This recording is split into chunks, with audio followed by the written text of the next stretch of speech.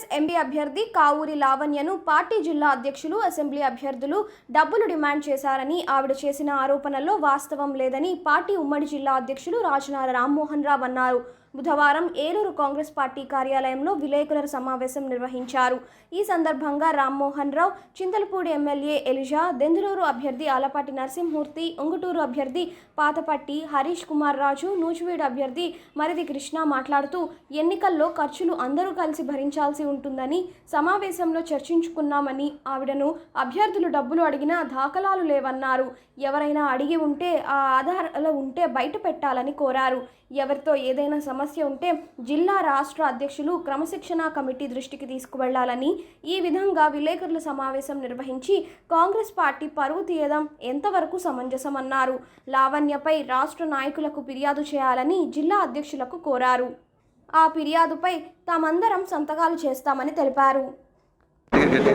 Print media వారికి and electronic media వారికి నమస్కారాలు తెలియజేసుకుంటూ, మరి మొన్న కాంగ్రెస్ పార్టీ ఎన్నికల్లో మీరందరూ కూడా మాకు ఎంతో ఇదిగా కోఆపరేట్ చేసినందుకు ప్రత్యేకంగా కృతజ్ఞతలు తెలియజేసుకుంటూ, మరి ఏలూరు జిల్లాలో పార్లమెంటు అభ్యర్థి అదేవిధంగా మన శాసనసభ్యులు అందరికీ కూడా మీరు సహకరించారు, దానికి కృతజ్ఞతలు తెలియజేసుకుంటున్నాం.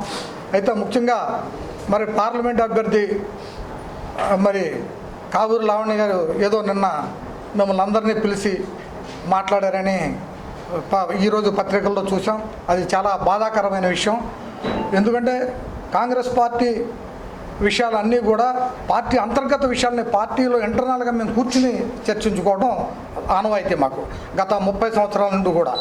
అదేవిధంగా మరి ఎన్నికల ముందు కూడా మాకు మేడం వైఎస్ షర్మిలారెడ్డి గారు కూడా చెప్పి, మీరు ప్రతి విషయాన్ని జిల్లా అధ్యక్షులుగా మీరు అందరినీ కోఆర్డినేట్ చేసి జాగ్రత్తగా ఏదన్నా ఉన్నా అన్న నువ్వు సెటిల్ చేసి ఎక్కడికక్కడ మనం పార్టీకి పనిచేసే విధంగా కృషి చేయాలని మేడం గారు ఆదేశించడం, అదంతా అసెంబ్లీ అభ్యర్థులే చూసుకుంటారని చెప్పి ఏమాత్రం పట్టించుకోకుండా పక్కన పెట్టిన విషయం మాత్రం వాస్తవం.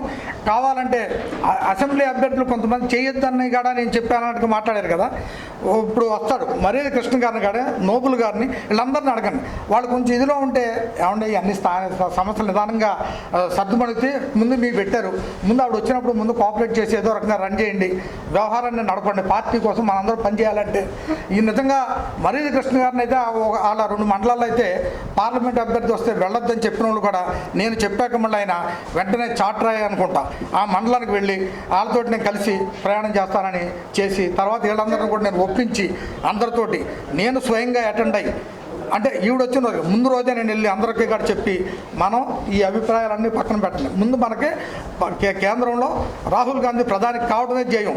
మన శరణమ్మ గారికి వైఎస్ షర్మిలారెడ్డి గారికి ఇక్కడ ఓటు శాతం పెరిగితేనే ఆవిడకు గౌరవం మనం చూపించడం అవుతాం. కాబట్టి మీరు అన్ని విషయాలు పక్కన పనిచేయండి అని చెప్పాం. అదే విషయాన్ని నేను కైకలూరు విషయంలో కూడా నోబుల్ గారికి కూడా చెప్పాను. కావాలంటే వాళ్ళు కూడా వస్తారు, వాళ్ళతో కూడా మీరు మాట్లాడారు. మాకు సిట్టింగ్ ఎమ్మెల్యే కావాలని చెప్పానని చింతలపూడి ఎలిజా గారిని మేము ఎంతో రిక్వెస్ట్ చేసి ఆయన్ని మా పార్టీలో తీసుకొచ్చాం. పార్టీకి బలం వస్తుంది, పార్టీకి గౌరవం పెరుగుద్ది. 6గురిలో ఒక్కళ్ళైనా సిట్టింగ్ ఎమ్మెల్యే ఉంటారు. ఆ సిట్టింగ్ ఎమ్మెల్యే వల్ల చింతలపూడి నియోజకవర్గంలో కాంగ్రెస్ పార్టీ బలపడితే దాంతోపాటుగా పక్కన ఉన్నటువంటి మా దెందులూరు కూడా బలపడుతుంది. ఆయన సీనియరు, మంచివాడు, మంచి పేరున్నవాడు, గ్యారంటీగా అక్కడ గెలుస్తాడు చింతలపూడి నియోజకవర్గంలో అనేటటువంటి అనేకమైనటువంటి భావాలతో మేము అందరం కలిసి బతిమాలు తీసుకొచ్చి మేము మా పార్టీలో తెచ్చుకోవడం జరిగింది. కానీ అలాంటి ఆయన్ని కూడా అది ఇది మాట్లాడటం ఆమె ఏమాత్రం గౌరవం. ఎన్ఆర్ఐ అని చెప్పని అంటున్నారు. ఎన్ఆర్ఐ అంటే ఏంటి? ఆ ఎన్ఆర్ఐ అంటే అసలు మీనింగ్ ఏంటి? ఎన్ఆర్ఐని పార్టీ వాళ్ళు ఎందుకు తెచ్చుకుంటారు? ఏదో నలుగురు సత్కారంగా ఉంటారు, అవసరం అయితే నలుగురికి అయ్యే ఖర్చులన్నీ పెట్టుకుంటారు అనేటటువంటి ఉద్దేశంతో ఎన్ఆర్ఐలు తెచ్చుకుంటారు. కానీ ఈమె ఎవరికి సింగిల్ రూపాయి దెందులూరు నియోజకవర్గంలో కాంగ్రెస్ పార్టీ తరఫున నేను పోటీ చేశా, ఎలక్షన్ కూడా అయిపోయింది. ఒక్క సింగిల్ రూపాయి మాకేమన్నా ఇచ్చారా? ఎంపీ అభ్యర్థికి బాధ్యత లేదా? ఎంపీ అభ్యర్థికి ఖర్చులు అవసరం లేదా? ఖర్చులు ఉండవా? ఖర్చులు ఉంటాయి కదా. ఇంకొకటి, దెందులూరు నియోజకవర్గంలో ఎమ్మెల్యే క్యాండిడేట్కి ఎన్ని ఓట్లు పడ్డాయో అన్ని ఓట్లు ఎంపీ ఓట్లు పడే ఉంటాయి.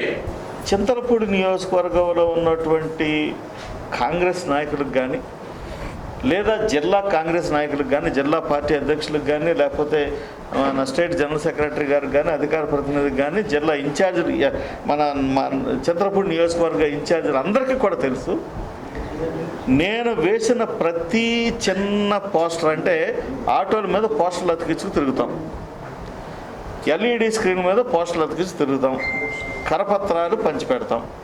వీటిల్లో ఎక్కడైనా సరే ఎంపీ క్యాండిడేట్ ఫోటో లేదని ఆవిడ నిరూపిస్తే నేను రాజకీయాలను తప్పుకోవడానికి సిద్ధంగా ఉన్నాను. ఇలాంటి సత్యదూరమైనటువంటి మాటలు మాట్లాడటం మీకు తగదు అని ఆవిడకి తెలియజేస్తా ఉన్నాను. ఏంటి అంటే, నేను గౌరవం, ఎందుకంటే నేను రాజకీయాల్లోంచి గత 6 సంవత్సరాలుగా ఉన్నాను, గత 5 సంవత్సరాల నుంచి నేను ఎమ్మెల్యేగా ఉన్నాను. ప్రోటోకాల్ నాకు తెలుసు, ప్రోటోకాల్ పాటించడం నాకు తెలుసు. ప్రోటోకాల్ ఎప్పుడు కూడా నాకు ఎంత విరోధులు ఉన్నా కానీ, ఎంత వ్యతిరేకులు ఉన్నా కానీ, ఏ రోజున కూడా నేను ప్రోటోకాల్ని మేరలేదు. అది ప్రోటోకాల్ పాటించడం అనేది ప్రతి ఒక్కరూ చేయాల్సినటువంటి విషయం. మీరు నిరూపించండి దయచేసి. నియోజకవర్గంలో ఎక్కడైనా సరే, ఎందుకు షర్మిలా మేడం వచ్చారు, షర్మిలా మేడం వచ్చినప్పుడు షర్మిలా మేడం గారు ప్రోగ్రాంకి అక్కడ నేను తిప్పిన ఆటోలన్నీ కూడా అక్కడికి తీసుకొచ్చి పెట్టాము. ఎక్కడైనా సరే ఆవిడ ఫోటో లేకుండా ఒక చిన్న పోస్ట్ అయినా ఉందా అనేది ఒక్కసారి ఆలోచన చేసుకోవాలి, ఒక్కసారి చూడాలి. చూసి అప్పుడు మళ్ళీ మీరు స్పందించండి దయచేసి. ఇది మీరు క్రాస్ వెరిఫై చేసుకోండి. ఇది మీరు చాలా దారుణమైనటువంటి ఆరోపణ చేశారు, మీ ఫోటో వేయలేదని. అది చాలా తప్పండి. నేను మీ ఫోటో ప్రతి ఒక్క దాంట్లో వేసాను. ఆఖరి కరపత్రంలో కూడా మీ ఫోటోలు ఉన్నాయి. కావాలంటే ఇంకా కరపత్రాలు మిగిలిపోయినాయి, నా ఆఫీసులో ఉన్నాయి. దయచేసి మీరు వచ్చి ఇన్స్పెక్ట్ చేసుకోవచ్చు అని చెప్పేసి మీ అందరికి కూడా తెలియజేస్తా ఉన్నాను. 11 టైం అయింది. ఆయన కూడా ప్రచారం ముగించుకుని ఇంటికి వెళ్తా ఉన్నాడు. ఆఫీస్ తెరిచి నన్ను ఒకసారి కలిసి వెళ్దాం, సిట్టింగ్ ఎమ్మెల్యేగా గౌరవపూర్వకం కలుద్దామని నా ఆఫీస్కి వచ్చారు. అన్న నమస్తే అన్న అన్నారు. నమస్తే అమ్మా అన్నాను. ఊరికి ఇటు వెళ్తా మీరు ఉన్నారని చూశాను అని ఆయన నాకు ఆల్ ద బెస్ట్ చెప్పడానికి వచ్చాడు. ఆయన నాకు ఆల్ ద బెస్ట్ చెప్పాడు. ఆయన చెప్తే కూర్చోండి అమ్మా, కూర్చోండి, కాఫీ తాగి వెళ్తురుగా నన్ను కూర్చోబెట్టి కాఫీ ఆఫర్ చేసాం. కాఫీ తాగి ఆయన వెళ్ళాడు. ఆ టైంలో నాతో పాటు కాంగ్రెస్ నాయకులు దాదాపుగా 25 మంది నా దగ్గర కూర్చొని ఉన్నారు. 25 మంది, బహుశా ఆయన కూడా ఉండుంటారు. మీరు ఉన్నారన్న ఆ రోజు రాజ్కుమార్ గారు, లింగపాలెం లీడర్స్ అందరూ ఉన్నారు, మండల పార్టీ ప్రెసిడెంట్ గారు ఉన్నారు, అక్కడ కూర్చొని ఉన్నారు. ఆయనతో పాటు ఒక 10 మంది వచ్చారు. సో ఒకవేళ ఆవిడ చేసినటువంటి ఆరోపణ ఎంత దుర్మార్గమైనటువంటి ఆరోపణ అంటే, ఇది వైసీపీ వాళ్ళు నా మీద చేసినటువంటి ఆరోపణ ఆవిడ ఎత్తుకున్నారు. అంటే దీని వెనకాల ఎవరున్నారనేది అర్థమవుతుంది కదా. వైసీపీ వాళ్ళు నా మీద ఆరోపణ చేశారు, ఇది టీడీపీతో కొమ్మక్కయ్యారని. మరి వైసీపీ వాళ్ళు చేసిన ఆరోపణ ఈవిడ ఎత్తుకుని మాట్లాడుతుందంటే, ఈవిడ్ని ఆ విషయం మాట్లాడమని ఎవరు చెప్పారు, ఎవరు ప్రేరేపించారు అనేది మీ వెనకాల ఇప్పుడు మీకు పిక్చర్ అర్థమవుతూ ఉంటుంది. ఎంపీ క్యాండిడేట్ ఎలా ఉండాలి, ఎమ్మెల్యే క్యాండిడేట్స్తో కోఆర్డినేషన్ ఎలా చేసుకోవాలనేది చాలా విఫలంగా చెప్పారు. మేము ముందుగా చెప్పినా కానీ ఈయన కూడా పెద్ద ఆయన కదా, ఈయన కూడా మాట్లాడితే బాగుంటుందని చెప్పి డీసీసీ ప్రెసిడెంట్ గారితో సహా కూర్చుని 6 ఎమ్మెల్యేలు ప్లస్ 7 ఆయన కూడా వచ్చారు కాబట్టి అందరం కలిపి కూర్చుని ఇలా కోఆర్డినేట్ చేసుకుని ముందుకెళ్తే బాగుంటుంది. ఎందుకంటే ఆ నియోజకవర్గంలో ఉన్న ఖర్చులన్నీ కూడా ఒకళ్ళు కాదు, మీ పేరు కూడా చెప్తున్నారు కాబట్టి ఇద్దరు శీర్షకం వేసుకుని ముందుకెళ్తే బాగుంటుందని. ఇది బయటికి చెప్పే విషయాలు కూడా కాదు. చక్కగా మాట్లాడడం జరిగింది, అంతా ఓకే అన్నారు, అన్నీ బాగానే ఉన్నాయి. మళ్ళీ ఇప్పుడు ఎలక్షన్ అయిపోయిన తర్వాత ఇటువంటి అభియోగాలు చేయటం, ఏదో రకంగా వెళ్ళిపోదామని చెప్పని నన్ను వీళ్ళు సరిగ్గా చూడలేదు కాబట్టి నేను పారిపోదాం అనుకుంటున్నాను అనేది. కానీ ఈ ఆర్గనైజేషన్స్లో ఎలా ఉంటుందంటే, ఎవరైనా తప్పుగా మీడియాకి కానీ ఇంకోటి కానీ మాట్లాడినట్లయితే వెంటనే క్రమశిక్షణా సంఘంకి సిఫార్సు డీసీసీ గారు చేయాల్సిన అవసరం ఉంది. క్రమశిక్షణా సంఘానికి అంటే ఆవిడ ఆర్గనైజేషన్లో లేదు కదా, ఆవిడ ఆర్గనైజేషన్లో ఉంటే కనుక ఏమన్నా ఎక్స్పీరియన్స్ ఉందంటే కనుక ఏమైనా చర్య తీసుకోవడానికి అయితే ఉంటుంది. ఇప్పుడు వెళ్ళిపోదామనే ఉద్దేశంలో ఉంది కాబట్టి నువ్వు సస్పెండ్ చేసినా ఏం చేసినా కానీ మేమైతే ఉండదు. ఆవిడకి పార్టీలో పదవి కూడా లేదు, ఏమని చెప్పి ఆమె మీద కంప్లైంట్ చేయడానికి ఉంటుంది. ఇలా తప్పుడుగా మాట్లాడింది కాబట్టి ఇప్పుడు ఎప్పుడైనా కానీ డీసీసీ ప్రెసిడెంట్ గారు మీరు క్రమశిక్షణా సంఘానికి మేమందరం సంతకాలు పెడతాం, తప్పనిసరిగా మీరు సిఫార్సు చేయండి. ఇమ్మీడియట్గా ఆవిడని సస్పెండ్ చేసి ఇక్కడి నుంచి పంపించి మాకు ఈ పార్టీకి ఆవిడకి ఏమీ ఇబ్బంది లేకుండా ఉండే విధంగా పంపించండి, మహాతల్లిని సాగనంపండి, అంతకుమించి ఏం లేదు. మాకైతే ఎటువంటి పరిస్థితుల్లోనే ఒక రూపాయి కూడా ఆవిడ ఇవ్వలేదు. మేము కూడా 2 ఓట్లు ఏమని అడిగాం. మా బ్రోచర్ మీద కూడా ఆవిడ ముద్ర ఉంటుంది, ఆవిడ ఫోటో ఉంటుంది, లేకపోవడం అనేది లేదు. మా ఆటోలను కూడా కావాలంటే చూపిస్తాడు మా సెక్రటరీ. ఆ ఆటోల మీద కూడా ఆవిడ ఫోటో కూడా ఉంటుంది. శుభ్రంగా చక్కగా మా డబ్బులను ఏమన్నా తీసుకుని ఆవిడ వెళ్ళిపోవాలి తప్ప మేమైతే ఆవిడ దగ్గర ఆలోచించలేదు. ఎందుకంటే మనకయ్యిన ఖర్చు సార్, మనకయ్యిన ఖర్చు ఎక్కువ కదా. మన డబ్బులు తీసుకుని ఆవిడ వెళ్ళిపోతుంది. దయించి మేడం, ఎటువంటి పరిస్థితుల్లో నీ డబ్బు ఏమి ఇక్కడ పైసా మాకేమి ఇవ్వలేదమ్మా, మాకేమీ పైసా ఖర్చు పెట్టలేదు, మా డబ్బులు తీసుకుని నువ్వు పారిపోదాం అనుకుంటున్నావు, చక్కగా పారిపోమ్మా. ఇక నుంచి ఆర్గనైజేషన్లు ఇటువంటి వాళ్ళు మాత్రం రావడానికైతే మేము ఒప్పుకోం, మేమైతే రానివ్వం. ఎందుకంటే ఆర్గనైజేషన్ పరువు పోతుంది, కాంగ్రెస్ పార్టీ పరువు పోతుంది.